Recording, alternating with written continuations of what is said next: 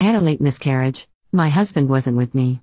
I have slept for 12 hours straight now. I feel so numb I don't want to leave bed. I had a late miscarriage. It was yesterday. I won't go into detail, but most women know how that goes. Anyway, it took me 18 hours to deliver and I was exhausted. My husband left me at the entrance of the hospital at 7 a.m. and went to work. At 6 p.m. he called me and asked where I was because I wasn't home when he arrived. I told him I was still at the hospital. He was shocked, but that's all. He said he would come, but it could happen anytime and it must be over soon, so he will wait at home instead.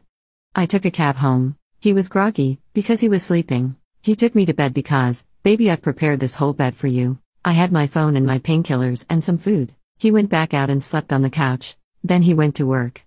When he came home he asked me so what happened, and when I explained he was so shocked. He didn't know it took this long, that it was painful. Physically I guess he didn't care about mentally, and the way it happened. He didn't ask if it was a boy or a girl. Nothing.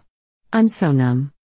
Edit. I'm sorry that my post was one-sided. I just didn't expect it to get attention, and I didn't know if I'm allowed to talk about details of something this sensitive. Of course my husband knew I was miscarrying because I had to take a pill a day before to induce labor and also talk to a therapist, both with my husband and alone. A nurse explained how this would work. I also had to fast 12 hours prior in case I would need an emergency surgery. When my husband dropped me off at the hospital I broke down crying and begged him to stay with me because I was scared, but he said that out of all days this day he had a lot of meetings.